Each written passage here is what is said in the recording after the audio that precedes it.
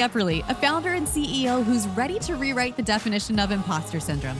I created Who Made You the Boss to let you know that you're not alone. If you've been wondering whether your burnout is actually a sign toward evolution, or if perhaps there's something more to these challenges we face as leaders, creatives, and entrepreneurs, you're in the right place if you're looking to embrace the challenges you once perceived as negative, if you're ready to own your entire story, and if you're working to level up your business in ways you never thought possible.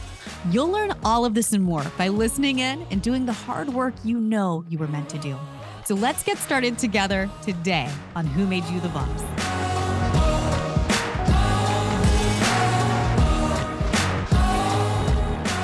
Hey friends, welcome back to season 3 of Who Made You the Boss. I am so excited for all of the fabulous individuals we'll be featuring this season. And once I had finished interviewing everyone, I noticed a common theme ringing in each conversation, and that was the topic of purpose. What would it look like if we tackled our pitfalls like burnout and people-pleasing and anxiety in a way that allowed us to intentionally pursue our life's callings, our ambitions, maybe even just our simple whims? What would that kind of freedom that comes from doing the hard work and the self-reflection that you and I have all been doing in this past couple of seasons together, what would that look like? This season's guests are answering that question, starting with our new friend, Mike Michalowicz. Chances are, if you are listening to this, you're an entrepreneur. And if you're an entrepreneur, you've definitely read or at least heard of one of Mike's many incredible books geared towards small business ownership. You'll hear me rave in this interview about how his book, Clockwork, literally changed my life, not just my business. He's also written Profit First, The Pumpkin Plan, and his newest book, All In. Aside from that, he's built 3 multi-million-dollar companies himself. His underlying theme and his reason for being are for eradicating entrepreneurial poverty. So what exactly does that mean? Well, you're going to have to listen to find out. But before we start listening, I want us to just take a moment. You can thank our fabulous sponsors at Belmont this season for an ad-free listening experience for the entire season. The way to thank them is visit one of their 47 iconic hotels, trains, or river cruises next time you travel. And if you need help planning that trip, reach out to my team at Jet Set World Travel. They will make sure you are taken care of thanks to our Belmont Bellini Club partnership. Now, onward to learn about what even is entrepreneurial poverty and how do we eradicate it with Mike Michalowicz.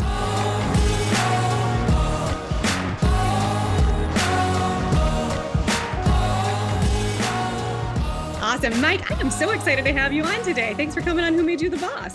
Lindsay, it's a pleasure to be here with you. Thanks for having me. Yeah. Well, you've dedicated your life to focusing on entrepreneurs and small businesses, ensuring they get the absolute best of branding and profit and leadership to the highest potential. I want to talk a moment to focus about you and your story. Who made you the boss? The title comes from the fact that when we look ourselves in the mirror as entrepreneurs, the answer is, I made me the boss. And that can be a bit of a lonely journey, a bit of a unique path. So can you just give us a high level perspective on, what made you pursue this very unique path? Yeah, I think who made me boss was a few bottles of Budweiser. And it's true story.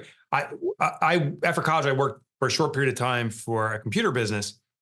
And I just remember thinking the boss is in the back smoking cigars and counting money, and I'm working my tail off to make his dreams come true. So one night I went out for some drinks with a colleague there. Liquid courage kicks in, a few Budweisers in. I'm like, my gosh, I could start my own business. A couple more. And I made something that actually transformed my life. I made a decision to transform my life. I left a message saying, I'm starting my own business.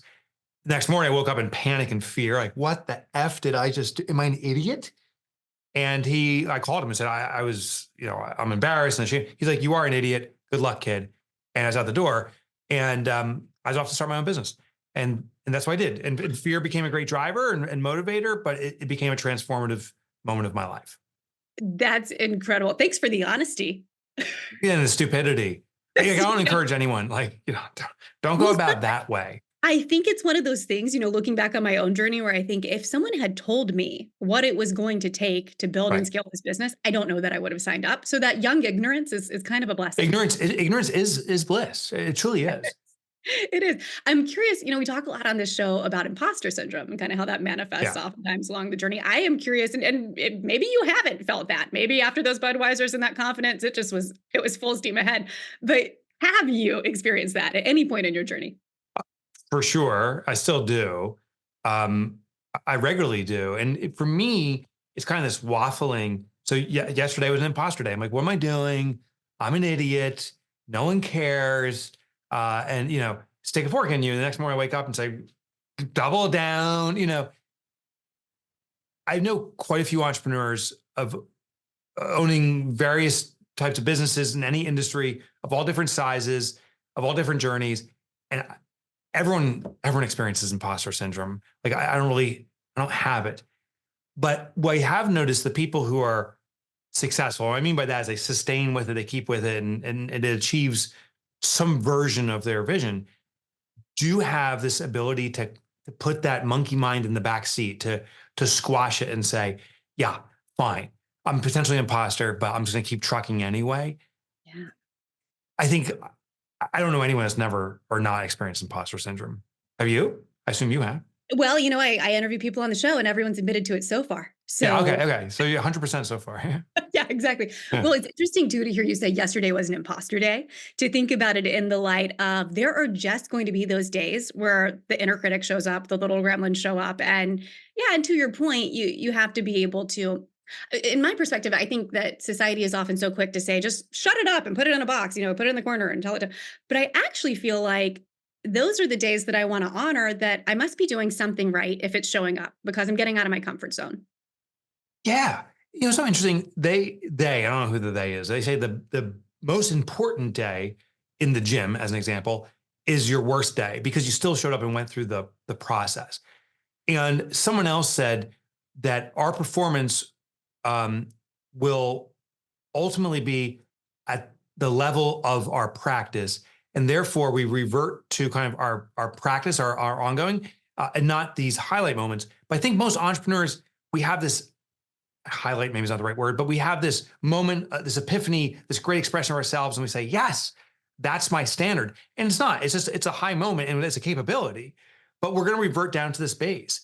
And the question is, when you're at that base level, do you keep trucking forward? Do you keep moving forward? So you give yourself the opportunity to have those burst or unique moments. Yeah. What you're describing almost sounds like moments of creativity. And I actually interview Yeah. quite a few artists on this show for that same reason, because I feel like the entrepreneurial muscle, we're creating, we like building, we like bringing something to life that wasn't there before. And those are when we feel our deepest insecurities, that what if what we've created is not good enough, is not going to make it, it's going to get judged, whatever that looks like, because it's kind of a vulnerable position, that art of creating a business. Wait, yesterday, it's funny as I look back on it. So throughout the day, it felt like an imposter day. But I look back on it, it's like, oh my gosh, I had a epiphany, at least for me, of something I can do. I'm working on my next book. I'm like, oh my God, that's the strategy I've been looking for. And yet I judged other components because there were some numbers that weren't the numbers I wanted them to be. And I'm like, no, I suck. It's just interesting, the framing. I guess it's just human nature. It doesn't matter if you're an entrepreneur or not. I'll give you another story. So I play guitar marginally. And we had a conference recently. And so myself and some of the members, we said, why don't we put together a little group and we're going to do a performance. We did 15 songs. Ends up, we were in a bar where our conference was kicking off, but there was public guests there too. So we do our 15 songs. The bartender goes to one of our members, not knowing they're a member or what we're association. And he goes, this band sucks, right? And when my friend repeated this to me, I said, oh my God, we have a band? I didn't even know we had a band. Like, it was so interesting in that moment. And then I reflected on it, I was like, oh my gosh, when something's presented, that between action and reaction, whatever is at that moment, they say, are we defaulting to a spin that is of service to us? We have a band, there's opportunity, or we really do suck. Gosh, we're horrible. I should give up on this. And I think I've tried to program myself in a way that when I do choose the negative path, just to realize it, recognize it, say, okay, imposter moment, but then say, what's the reframe I could do? And more often than not, habitually, I reframe into, oh my God, we have a band. Yes. Yes. Oh my God. Oh my God. We have a band. I love that. I hope you're going to use that in a future book. I think I will. Because it was such a, I was like, oh my God. And we did, and we sucked. We had the best time now and we sucked, but gosh, we have a band now. Yes. Oh my gosh, I love that. I love it. And I feel like that's a tangible tip listeners can take right now and use to apply to reframing when that critic shows up. I want to actually, speaking of tangible tips, because you were just so chock full of them. Your writing is so chock full of them. So I'm going to put you on the spot for a few in a few different categories here. But it's only because Clockwork absolutely changed the trajectory of my business and my Oh, life. Yeah. I yes. I mean, love wasn't hearing it? that. Thank you. I'm one of the people, I'm pretty sure I sent you an email because you encourage people at the end of the book to say, send Yes. me an email and tell me when you want to take your vacation. Because the whole Yeah, point yeah, yeah, was yeah, yeah, yeah, yeah. Yeah. is to find a way to allow your business to run without you for a certain amount of time, right? Yes. And so it's learning the art of delegation. And Mike, I will never forget reading this because I own a travel agency, and at the time I was building it up. I was sitting in the Bahamas hosting a group, which sounds luxurious and It wonderful. does. Does. It sounds like that. But for every minute I'm spending with that group, I've got a client stuck in Bangkok that needs to get out. I've got someone else waiting on a Okay. trip to Yeah. Japan. I'm just in the thick of it because I was a solo practitioner at the time as Yes. well. And so it was the first time I really started dreaming up what it would look like to create a team and to be able to delegate and actually say, well, maybe I'm not going to have to be the lead salesperson for forever. Maybe I could Yes. run, now here we are. The company turns 10 this year, celebrating that fact that we scaled. We landed on Inc. 5000 last year. I get to sit as the CEO. I don't deal with client stuff anymore. Like all of these amazing things, 100% because I read Clockwork. So, Oh my gosh. Well, thank yeah. you for the accolades. But admittedly, Fry First is a recipe. You're the cook. So amazing that you pulled it off. Good job. Well, for any listeners who need the recipe, I'm definitely recommending Clockwork. But Thank I you. wanted to talk, just a minute about a lot of your work revolves around the idea of freedom, right? Like Yeah. you believe your readers, you yourself are pursuing. I myself, that is a goal. My husband is my business partner. It is all about freedom and flexibility for our family. That's why we pursue entrepreneurship. So I want to talk about how that manifests for entrepreneurs, right? Because I think the dream is you get into running your own business and immediately you're free. And that is not the reality at all. So tell me about Reverse. the kind of cadence of freedom in entrepreneurship and what we can be thinking of to make that more in our favor.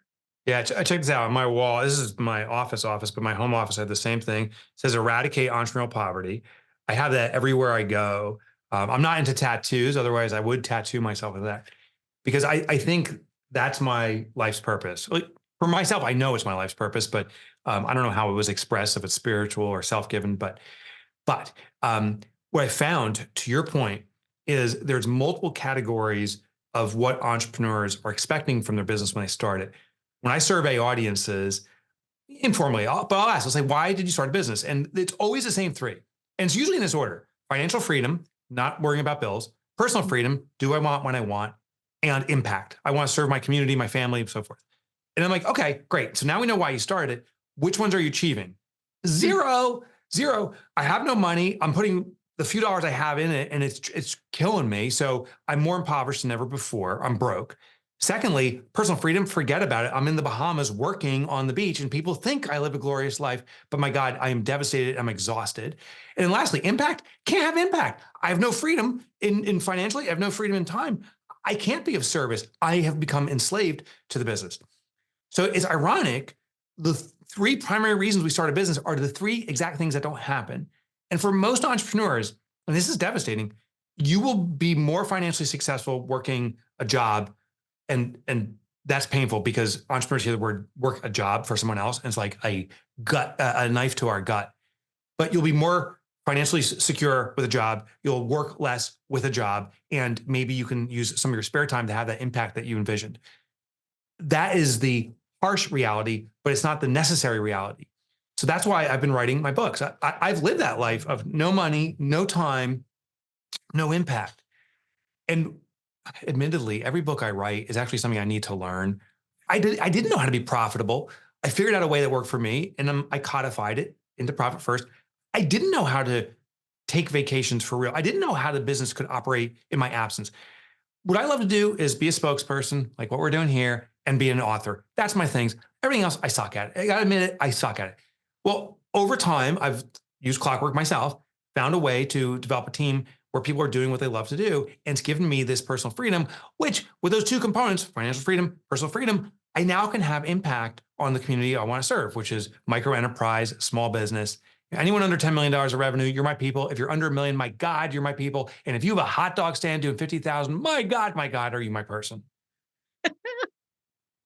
I love it. I love the eradicating entrepreneurial poverty point Thank you. because I think it's not something that any entrepreneur even thinks of when they go to start their venture, right? It's typically so pie in the sky. And to your point, we've got these dreams, we've got these visions, but oh man, what it takes to get there. And there's so much shame around it. Like, and actually even worse, there's something even worse than shame. There's a necessity to deny it.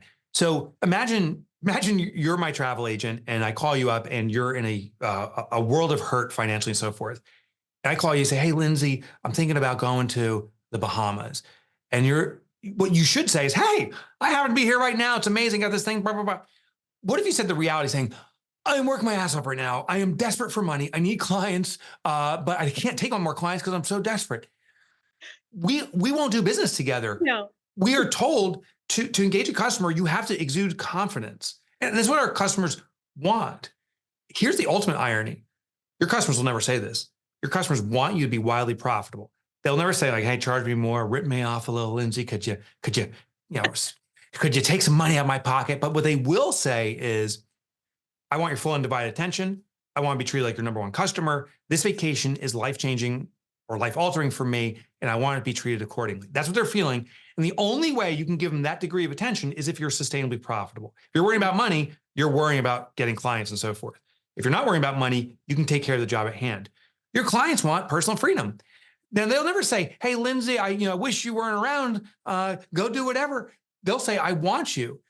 But they don't really want you. They want the solution that we're providing. And if it's fully dependent upon you, the day you got a toothache and you can't come to work for a day or two, everything is askew. So what the client wants is a surety of availability from the resources, the team, the technology. They want confidence it's going to be there when they call upon it. And the only way to do that, I think, is clockwork. Extract yourself from the business being dependent upon you so it can operate on its own. So ironically, your clients want all this stuff for you. They just don't use those words. It's so interesting, Mike, because everything you were describing that you would never say to your clients, but they actually want these things for you, I also feel is parallel to your team, right? When you're in a leadership position, that there are the times that we want to say, hey, this is a lonely road and I am struggling, but we cannot say that. But at the same time, your team wants to know, where's this going? Where's this going? And I think that's why I'm actually sitting here curious, having read many of your books now. Is there an order to them that you recommend? Because it's almost like you grow with the business now that All In is out and it's actually about leading a team, right? Like that is information I needed after clockwork, but you need profit first. Do you actually have a recommended direction that people read your books? I kind of do. So I don't suggest a book. What I do is I respond with a question. I say, what is the biggest challenge you're facing in your business right now? Because that's the starting point. I think any books aren't necessarily, read it because everyone else is reading it. Yeah, maybe you'll get some education, but what will serve your business in this moment? And maybe it's something I haven't written on, and there's amazing books out there. So identify that. But I also wrote a book specifically when you don't know what the next thing is. It's called Fix This Next. So I consider that the hub. If you don't know what the most important thing in your business is right now, and most of us don't, that book helps you identify, start here now, and then you can find the resources, coaches or books or other resources to see through that. I do want to share one thing about your team because you were talking about. Yeah. So I wrote another book, believe it or not, another one called All In. And I'm not trying to be pluggy, just to give context. No, I was planning on talking about All In. I'm excited you're bringing it up. Oh, awesome. So here's what I found. I used to own a business in computer crime investigation. And I remember running all these numbers and I said, oh my gosh, if we do X, Y, and Z, we can achieve $10 million in revenue next year. And we're only 3 years old. I've never had a business of that size up to that point. So I'm like, this is it. So I come out of my office, I call my team together. We had 30 employees, this brick and mortar back in the day. I have this huddle room, everyone's gathered around. I've Eye of the Tiger playing in the background just to get people jacked up. I wrote $10 million in my best bubble letters I could with a sticky note over it, like one of those big mega post-it notes. And with great flair, I said, this is the year we're going to do 10 million in revenue, expecting like the people to lose their mind. Yeah. And there's like this silence, like cricket silence. I'm like, did I not do the guru kind of head bow and kind of like open hand gesture that gets everyone fired up? My team just shuffled away and said, yeah, let's get back to work. My assistant at the time, her name's Patty. And she said, Mike, if we achieve $10 million in revenue, you get the bigger house, you get the new car. What about our vision? And that became the realization that now I deploy completely, but I used to think that the corporate vision was the vision. We're all told, well, what's the corporate vision? What's the mission? It's all bull. It's not the corporate vision. It's the collective vision. Everyone in their lives, yourself, myself, everyone has intentions for their lives. Small, big, actually, we shouldn't even judge it, but maybe someone wants to learn a new language. Someone wants to buy a house. Someone just wants to spend more time with their family. All those things are equally important because that's what's important to them. Great leaders identify what is everyone looking to achieve out of this life experience. Then how can the business help support it? Now, this is not a Make-A-Wish Foundation. You don't buy a house for someone or sign up for lessons, but you can keep that dream in front of them, that vision, give them that guidance and support it. And I found through reciprocity, when you care, truly care about someone's vision for themselves, they will care about the vision for the corporation. Here's the interesting thing about the vision for the corporation. It's inevitably the vision of the owner, or if there's a collective group of leaders. That serves my fat ego. There's a reason I want to get there because I can walk around in front of my family and say, I can do this successfully. I'm not a moron, or whatever it may be. But there's a reason I want, and I would do that with my famly. I'm not a moron. I am There's that imposter syndrome coming through. Love me, Mom, please love me. But that was a little close to home. So if our team sees us caring for them, it's natural to care for us. Mm. Corporate visions are the X on the map. This is where we're going. Collective visions are locked arms. We're all doing this together. Yes. Okay. So let's camp out here for a bit, since I really want listeners to experience what you're talking about when it comes to leading a team and to helping guide them to that vision. And what's the first step? Like, how do you even begin to shift the tides of what we've been told as entrepreneurs and building this with the corporate vision? Yeah. And you're the man, right? Like, now you are the reason that people kind of want to work against, because you're taking that corporate mentality and it no longer feels like. Yeah, right. And who wants to work for the man? Like, it's the grossest thing on this planet. It totally is. And you didn't become an entrepreneur to do that. Right. And that's the trap you and I fall into. We become the man. Okay. So what do we do? What we do. The first thing is to start having an honest dialogue. Now, here's what happens with entrepreneurs is we have this almost bipolar behavior that, I can't be the man. I got to be the embracer. I got to be this wonderful thing. And we come back and it's such a pendulum shift. I go to conferences and share some thoughts. And I'm like, the biggest danger now is you've heard all these presenters and so forth. Your team is back in the office right now just saying the hurricane's coming back. Button down the hatches because they're going to come and it's going to be this vomit of stuff we have to do and it's going to change us forever. But if you simply wait 3 days, most hurricanes pass over, we'll clean up the wreckage and we'll go back to the same way, the same thing. So that's the problem. Wow. What we need to do is make incremental but permanent shifts. So what we do with our team is we just start having an honest dialogue saying, you know what? I've never really properly inquired about you. What's going on with you? And here's what's going on with me. People won't just blurt out and say, I've always wanted to do this. They'll say, well, what do you mean? And you've never talked like this to me before. So just inquire and start sharing. You'll also find, depending on the size of your organization, we're small. We collectively have 20, 21, 22 people here. It's small, but you'll find one or two people become more of the advocates. Like, well, this is what I've always wanted to do. Then you can start building this vision team where you say, hey, why don't we meet once a month and start talking about this? Then maybe find an advocate. Kelsey, the president of our company, is the advocate for this. Every quarter, it's also on this wall right down there, that little poster thing. There it is. I'm pointing it now. That poster, we meet every quarter and we talk about our individual visions. So it has for 2024 this year, it has 5 years from 2029 and 2023, what I currently have visioned. Then we went so far as building I don't know if it's a mnemonic, but some kind of physical manifestation of it. Outside my office, these are high walls, maybe 12 feet high.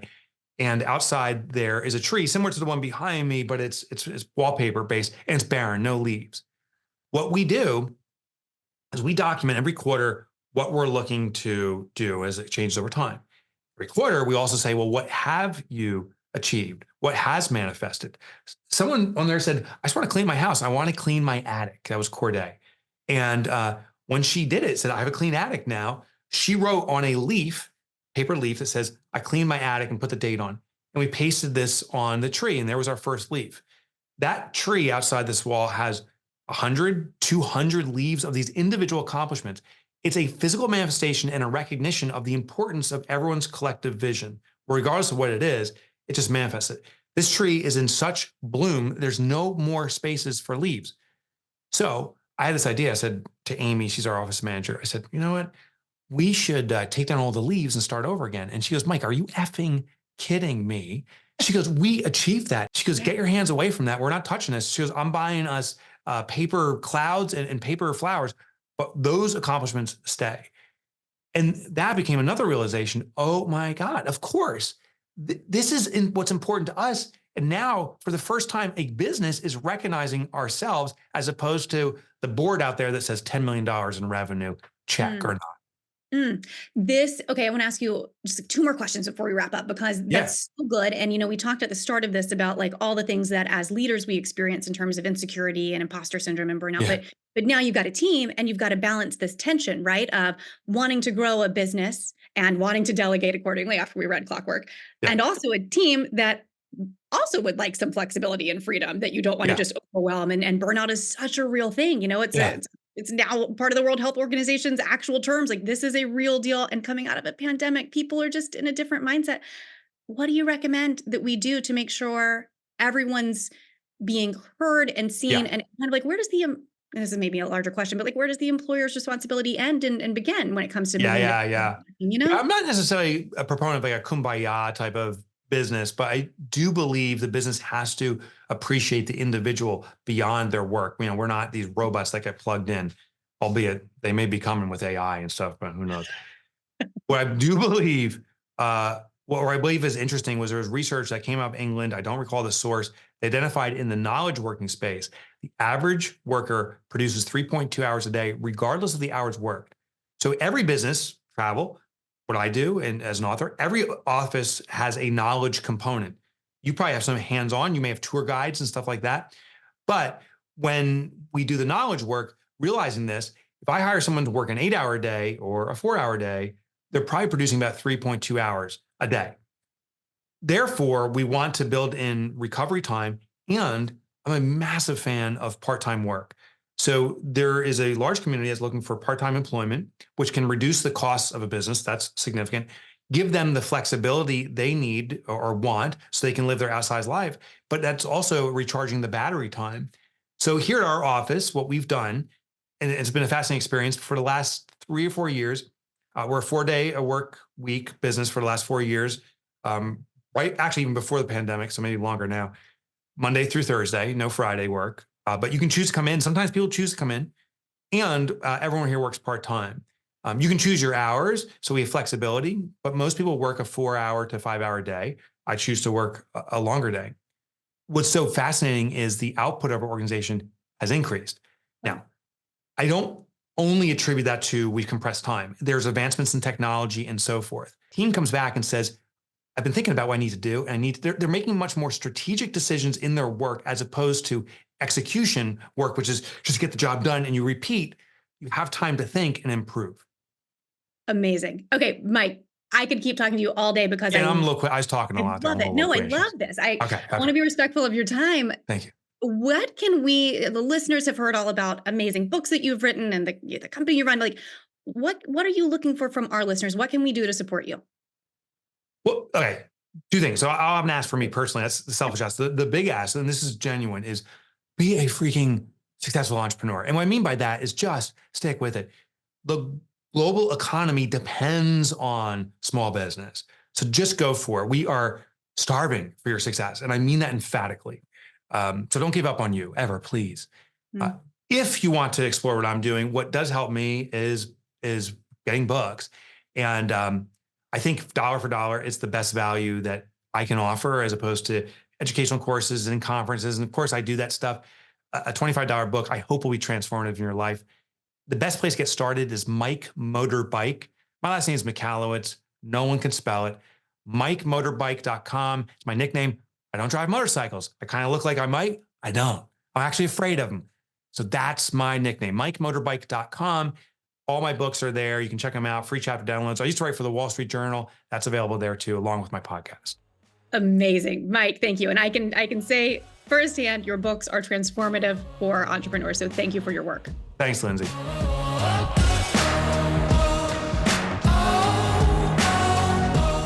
If you've gained some valuable insights from listening to Who Made You the Boss, there are 2 ways we ask our listeners to show us some love. First, share this episode with a friend who you know would benefit. The more we impact others, the more we can grow our resources to impact you. It's a win-win and it helps us a ton. Second, if you'll take a moment to leave Who Made You the Boss a 5-star rating and review on your favorite podcast platform, that helps us continue to create meaningful work, and it just makes our day. Thank you, listeners, for being part of this journey. Until next time, keep leading, keep learning, and keep being the boss of your own incredible story.